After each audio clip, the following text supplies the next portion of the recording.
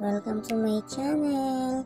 Please subscribe, like, share, and click the notification bell for more updates.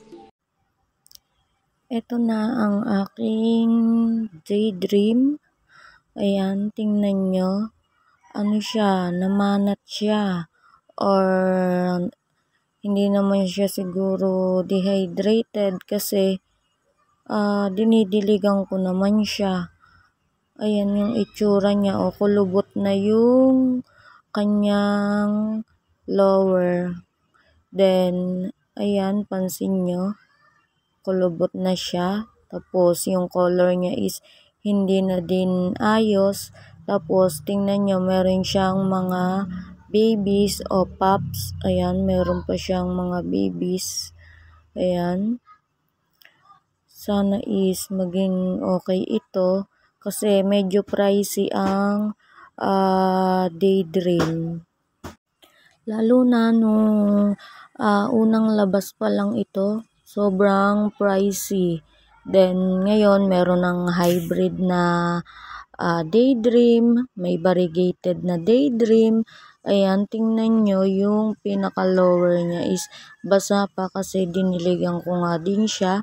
Ayan, pero hindi pa rin siya umaayos.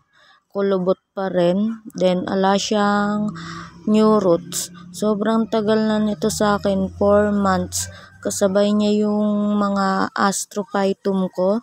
Ayan, ito is wala pa siyang roots. O diba, 4 months na siya pero yung roots niya is ala. Kaya siguro ganito yung form niya at ganito yung itsura niya kasi wala pa siyang new roots. Ang tagal na, 4 months. Then, ito ang ginawa ko. Ito ang gagawin ko. Naglagay ako ng water dito sa plastic bottle. Ayan, kinat ko. Ang gagawin ko ngayon is i-water therapy ko siya. Titingnan ko kung mawawala yung kulubot. Ayan, tingnan natin kung mawawala ang kanyang pagkakulubot at bumalik siya sa dati. Hindi naman siya malambot, pero nung unang dating niya sa akin is malambot siya. Ngayon is hindi naman, kaya siguro okay pa yung pinakaloob na to. Then, ito nga ang gagawin ko, i-water therapy natin. Tingnan natin kung magiging okay siya. Ang mahal pa naman na to.